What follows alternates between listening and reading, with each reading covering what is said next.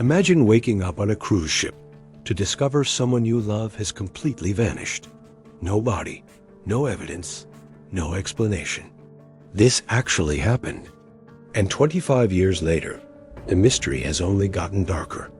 Grab some popcorn, turn off the lights, and make sure your doors are locked. Because what you're about to hear is real, disturbing, and might be closer than you think. Welcome to Frozen Clues, where every case reveals the darkest corners of the human mind. Are you ready to dive into the mystery? Then let's begin. Picture this. You're on the vacation of a lifetime, sailing through the crystal clear waters of the Caribbean aboard a luxury cruise ship. The sun is setting, painting the sky in brilliant oranges and pinks. You're surrounded by your family, feeling completely safe and carefree. But what if I told you that by morning, one member of your family would vanish without a trace, leaving behind one of the most baffling mysteries in maritime history? This is the story of Amy Lynn Bradley, a vibrant 23-year-old woman whose disappearance would launch one of the most extensive and controversial missing person investigations ever conducted. A case that would span decades, cross international borders, and leave a family desperately searching for answers that seemed to slip away like sand through their fingers. On March 21, 1998, the Bradley family was living their dream vacation.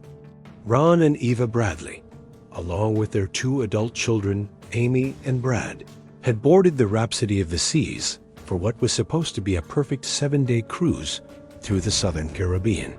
The ship was massive, carrying over 2,000 passengers and 765 crew members. It was a floating city, complete with restaurants, bars, entertainment venues, and all the luxury amenities you could imagine. Amy Bradley was the kind of person who lit up every room she entered. Standing at 5'7", with long brown hair and distinctive tattoos, she was confident, outgoing, and absolutely loved to dance. She had recently graduated from Longwood University in Virginia with a degree in physical education and was working as a lifeguard. Amy was strong, independent, and had her whole life ahead of her. She was also an excellent swimmer, a detail that would become crucially important later in this story. The cruise had been everything the family had hoped for. They visited the islands of Aruba, Curacao, and St. Martin, creating memories that should have lasted a lifetime. Amy had made friends with several crew members and seemed to be having the time of her life. She was particularly friendly with a band member named Alistair "Yellow" Douglas, who played in the ship's house band called Blue Orchid. But as the ship made its way back toward Barbados on the final night of the cruise, something would happen. That would turn this dream vacation into an unending nightmare. The Bradley family had no idea that they were about to become the center of one of the most perplexing disappearances in modern history. On the evening of March 23rd, the family enjoyed what they thought would be their last night aboard the ship together. They had dinner, took photos, and Amy spent time dancing at the ship's disco. The atmosphere was festive, with passengers making the most of their final night before returning to reality. Amy was in high spirits, dancing and socializing with other passengers and crew members. Around 1:30 a.m. on March 24th, Amy and Brad returned to their cabin, which they were sharing with their parents. The family chatted briefly about the evening's events. Amy seemed perfectly normal, perhaps a bit tired from all the dancing, but certainly not distressed or concerned about anything. She was looking forward to going home and starting the next chapter of her life. But Amy wasn't quite ready to call it a night. Despite the late hour, she told her family she wanted to go back out for a little while longer. This wasn't unusual for Amy. She was young, energetic, and wanted to squeeze every last moment of fun out of their vacation. Her family said goodnight, and Amy left the cabin, presumably heading back to the disco or one of the ship's lounges. What happened next remains one of the most disputed and analyzed sequences of events in missing person history. Around 5:15 a.m., Ron Bradley woke up early, as was his habit. He stepped out onto the small balcony attached to their cabin to get some fresh air and watch the sunrise. The ship was approaching Curacao, and the view was spectacular. That's when Ron saw his daughter Amy sitting on a chair on the balcony, talking with a man. Ron could see that Amy was still wearing the same clothes from the night before, a short white skirt and a sleeveless shirt. She appeared to be having a conversation with someone, though Ron couldn't make out who it was or what they were discussing. From his angle, feeling satisfied that Amy was safe and probably just enjoying the sunrise after her night out, Ron went back inside the cabin and fell back asleep. It was a decision that would haunt him for the rest of his life, because when the Bradley family woke up a few hours later, Amy was gone. Not just from the balcony, not just from their cabin, but seemingly from the entire ship. At first, her family wasn't overly concerned. They assumed Amy had probably fallen asleep somewhere on the ship, maybe in a lounge chair by the pool, or in one of the common areas. Young people did that sometimes on cruises after a long night of partying. They began searching the ship, checking all of Amy's favorite spots, the disco, the pool deck, the various bars and lounges. But as the hours passed and there was still no sign of Amy, their concern grew into panic.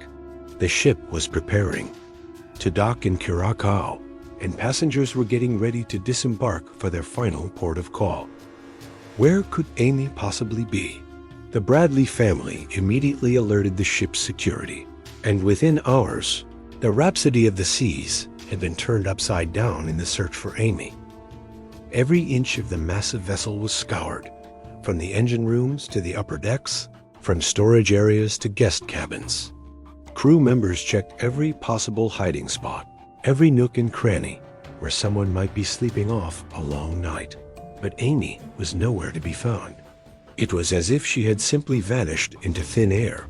The ship's security footage became crucial evidence, but here's where things get even more mysterious. The cameras had captured Amy leaving her family's cabin around 1:30 a.m., just as her family had said. But after that, nothing. There was no footage of Amy anywhere else on the ship after she left her cabin that night. How is that possible on a ship with multiple security cameras? Some crew members reported seeing Amy in various locations throughout the early morning hours. A few claimed they saw her at the ship's disco until around 3 a.m. Others reported seeing her in the elevator or walking through the corridors.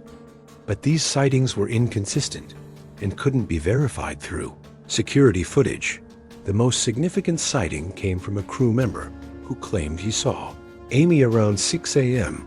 near the ship's elevators with 3 men, one of whom he recognized as a crew member. According to this witness, Amy appeared to be in distress and seemed to be asking for help. But when this crew member was questioned later, his story became murky and inconsistent. As the search continued, Royal Caribbean Cruise Line faced a critical decision. The ship was scheduled to dock in Curacao, and hundreds of passengers were eager to disembark for their final day of vacation. Despite the ongoing search for Amy, the cruise line decided to proceed with the scheduled port visit. This decision would later become extremely controversial. Think about this for a moment. If someone had fallen overboard accidentally, the ship would have implemented emergency procedures, potentially including turning around to search the waters. If someone had been the victim of foul play and was being held against their will, allowing the ship to dock would provide the perfect opportunity for perpetrators to remove evidence or escape with their victim. The Bradley family was frantic. They begged the ship's captain and crew to prevent anyone from leaving the vessel until Amy was found. They pleaded with authorities to search passengers and crew members who were disembarking. But their requests were largely ignored, and hundreds of people, including crew members who would be staying in Curacao, were allowed to leave the ship without being thoroughly searched or questioned.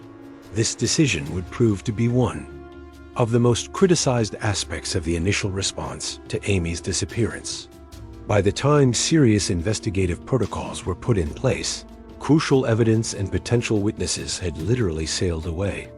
Local authorities in Curacao were notified, and the FBI was contacted. But the investigation was complicated by jurisdiction issues. The ship was registered in Norway, the incident occurred in international waters, and the family was American. Who exactly was in charge of the investigation? This bureaucratic confusion led to precious time being lost in the critical first hours after Amy's disappearance. The Bradley family refused to give up. Ron and Eva Bradley essentially moved their lives to the Caribbean, spending months searching for their daughter. They hired private investigators, posted flyers throughout the islands, and contacted every authority they could think of. They were determined to find Amy, dead or alive. But as days turned into weeks and weeks turned into months, a disturbing picture began to emerge. The Bradley family started uncovering what they believed was evidence of a cover-up. They claimed that Royal Caribbean had been uncooperative and had even actively hindered the investigation. The cruise line, they alleged, was more concerned about protecting their reputation and avoiding liability than finding a missing passenger. The family's private investigators began looking into the backgrounds of crew members who had been on the ship. What they discovered was shocking. Several crew members had criminal histories, including convictions for assault and other violent crimes. Some had been involved in suspicious incidents on previous cruises. Yet they had been allowed to work on a ship carrying thousands of passengers. But perhaps the most disturbing discovery was yet to come. In the months following Amy's disappearance, the Bradley family would receive a series of reports that would suggest their daughter might still be alive, but in circumstances too horrifying to imagine. The first report came from a Canadian tourist who claimed he had seen Amy at a beach cafe in Barbados just a few months after her disappearance. According to this witness, he approached a young woman who matched Amy's description perfectly, including her distinctive tattoos. When he asked if she was Amy Bradley, the woman allegedly said yes and told him she was being held against her will, but she was quickly whisked away by two men. Before the witness could react, was this really Amy? Or was it a case of mistaken identity combined with wishful thinking? The witness seemed credible, and his description of the woman's tattoos was remarkably accurate. But without physical evidence, it was impossible to verify his claims. Then came more reports. Sightings in various Caribbean islands, always with the same disturbing pattern. A young woman matching Amy's description, appearing to be in distress, surrounded by men who seemed to be controlling her movements. Each time, by the time authorities could respond, the woman was gone. These reports pointed to a terrifying possibility that Amy Bradley hadn't accidentally fallen overboard or been the victim of a random crime. Instead, they suggested she might have been kidnapped and forced into human trafficking. The possibility that Amy Bradley had been forced into human trafficking opened up a horrifying new dimension to her disappearance. The Caribbean has long been recognized as a major hub for human trafficking operations, with vulnerable young women being targeted by criminal organizations that operate with frightening efficiency and ruthlessness. But could such an operation really be carried out on a cruise ship with over 2,000 passengers and hundreds of crew members? The answer, according to experts, is absolutely yes. Cruise ships present unique opportunities for traffickers. They're essentially isolated environments where criminal activity can occur without immediate outside intervention. Crew members have access to restricted areas of the ship, and the constant movement between international waters and different countries creates jurisdictional challenges for law enforcement. The Bradley family's private investigators began focusing on this theory and what they uncovered was deeply disturbing. They found evidence suggesting that some crew members on the Rhapsody of the Seas had connections to criminal networks operating in the Caribbean. Phone records and financial transactions pointed to suspicious activities, and several crew members had unexplained wealth that didn't match their official salaries. One particular crew member became a person of interest, Alistair "Yellow" Douglas, the band member who had befriended Amy during the cruise. Investigators discovered that Douglas had been photographed with Amy multiple times during the cruise, and witnesses reported seeing them together on the night she disappeared.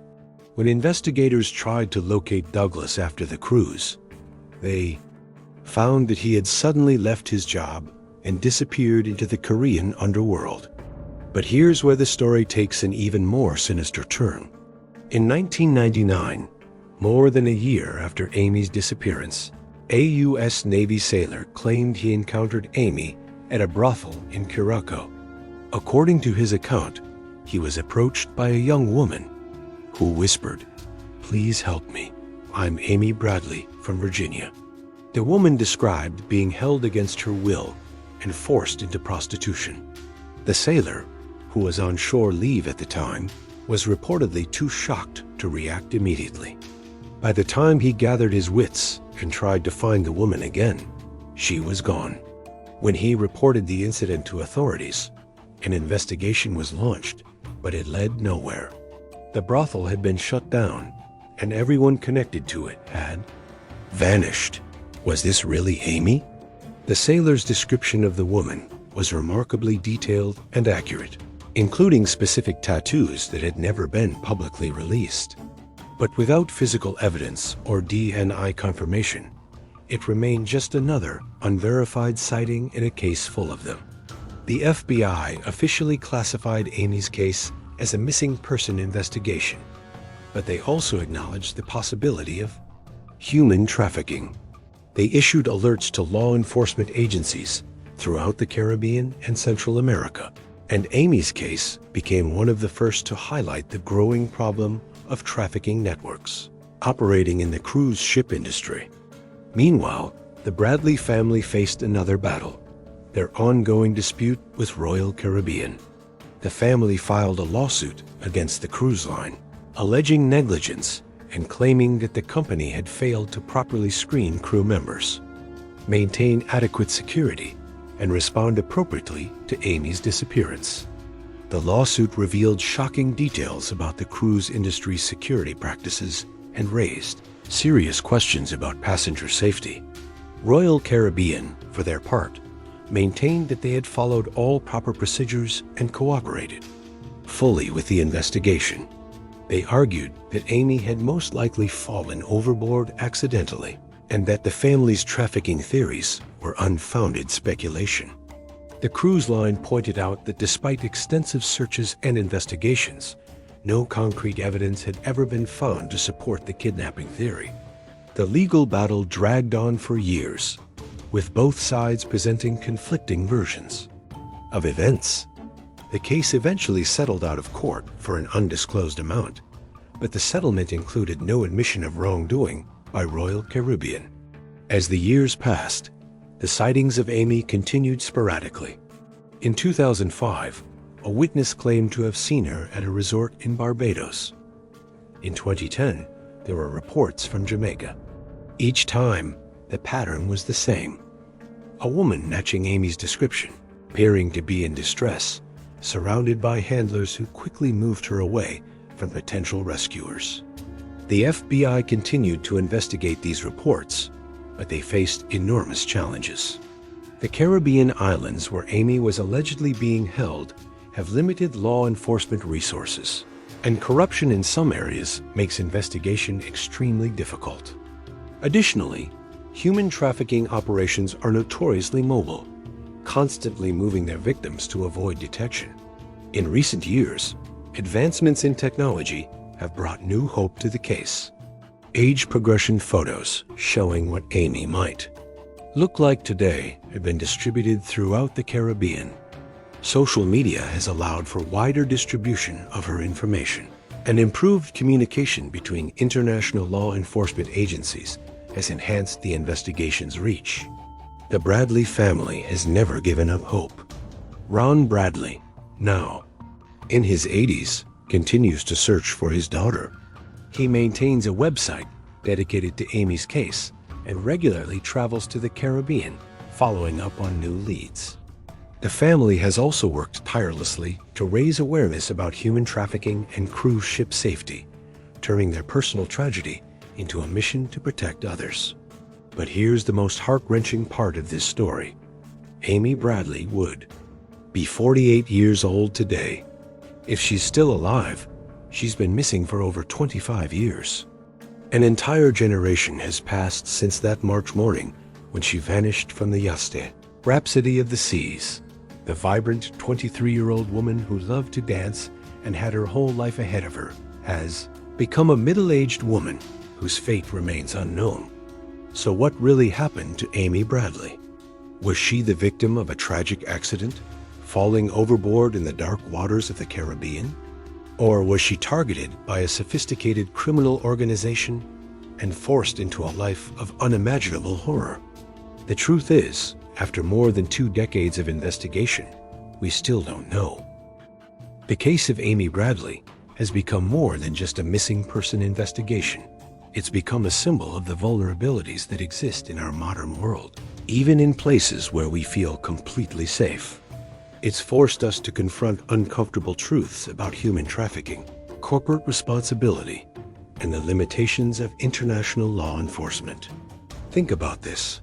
Every year, millions of people take cruise vacations, trusting that they'll be safe on these floating cities. The cruise industry has grown into a multi-billion-dollar business. But Amy's case exposed serious flaws in their security protocols and emergency response procedures. Changes have been made since 1998, better screening of crew members, improved security camera coverage, and enhanced cooperation with law enforcement. But these improvements came too late for Amy. The human trafficking angle of Amy's case has also brought attention to a problem that affects hundreds of thousands of people worldwide. The Caribbean, with its complex geography of islands and jurisdictional boundaries, remains a hotspot for trafficking operations. Young women continue to disappear, and many are never seen again. Amy's case, because of her family's relentless advocacy and media attention, has kept this issue in the public eye when it might otherwise be forgotten. But perhaps the most haunting aspect of Amy's story is the series of alleged sightings over the years. Each report offers a glimmer of hope that she might still be alive, while simultaneously painting a picture of unimaginable suffering. Imagine being Amy's parents, receiving these reports year after year, never knowing which ones to believe, never able to find closure. The most recent credible sighting was reported in 2017, nearly 20 years after Amy's disappearance. A former U.S. military member claimed to have encountered a woman in a brothel in the Dominican Republic who identified herself as Amy Bradley and begged for help. Like so many reports before it, this sighting couldn't be confirmed, but it reignited international interest in the case. The FBI continues to consider Amy's case an active investigation. They maintain that she should be considered a kidnapping victim, and they've never closed the case. The reward for information leading to Amy's return has grown to over $250,000, one of the largest rewards ever offered in a missing person case. But here's what makes this case particularly frustrating for investigators: the lack of physical evidence. In over 25 years, despite dozens of reported sightings and extensive investigations, not a single piece of concrete physical evidence has been found to definitively prove what happened to Amy Bradley. No DNA evidence, no fingerprints, no verified photographs, nothing that could conclusively prove she's alive or confirm her death. This absence of evidence has led to wild speculation and conspiracy theories. Some believe Amy is being held by a powerful criminal organization with connections to corrupt officials. Others think she might have been sold to wealthy individuals as a private captive. The most optimistic theories suggest she might have escaped her captors years ago and is living under a new identity, afraid to reveal herself for fear of being recaptured. The pessimistic theories are harder to accept, but perhaps more realistic. After 25 years, if Amy was indeed trafficked, she may no longer be alive. The life expectancy of trafficking victims is tragically short, and the psychological trauma they endure is often insurmountable. Yet Amy's family refuses to give up hope, and their determination has inspired others facing similar tragedies. The Amy Lynn Bradley Foundation, established by her parents, has helped other families navigate the complex world of international missing person investigations. They've also worked to improve cruise ship safety and raise awareness about human trafficking. The foundation has assisted in dozens of other missing person cases, and their advocacy has led to legislation requiring better reporting and investigation of disappearances that occur on cruise ships. In a way, Amy's disappearance has potentially saved other lives by highlighting these vulnerabilities and forcing improvements in safety protocols. But at the end of the day, none of these positive outcomes can fill the void left by Amy's absence. Her family has spent more than half their lives searching for her, traveling to remote Caribbean islands, following leads that usually lead nowhere, holding on to hope when logic suggests they should let go. What would Amy Bradley be like today? If she had never disappeared, she'd probably be married, maybe with children of her own. She might have become a teacher or a coach, using her degree in physical education to help young people. She'd be part of family gatherings, celebrating birthdays and holidays, creating new memories, instead of being frozen in time as a 23-year-old who loved to dance. Instead, Amy Bradley exists in a state of limbo, neither confirmed dead nor proven alive.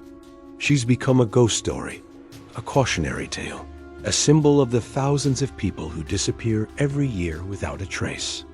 Her case has been featured in documentaries, television shows, and countless articles. But despite all the attention, the mystery remains unsolved. So the next time you're on vacation, feeling completely safe and carefree, remember Amy Bradley. Remember that even in paradise, danger can lurk in the shadows. Remember that some mysteries may never be solved, some questions may never be answered, and some families may never find the closure they desperately seek. Amy Lynn Bradley vanished into the Caribbean night more than 25 years ago, leaving behind only questions, theories, and the undying hope of a family that refuses to forget. Whether she's still out there somewhere, living under circumstances we can barely imagine, or whether she's been at peace for years, we may never know. But one thing is certain: Amy's story will continue to be told, and her family will never stop searching. Because in cases like this, hope isn't just an emotion, it's a choice. A decision to keep fighting even when the odds seem impossible. And sometimes, against all logic and probability, that hope pays off.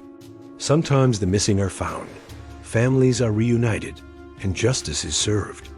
For Amy Bradley's sake, and for the sake of her family, who has never stopped believing, we can only hope that someday, somehow, this will be one of those times. Until then, Amy Lynn Bradley remains one of the most haunting, unsolved mysteries of our time. A young woman who simply vanished, leaving behind only memories, questions, and the endless search for truth.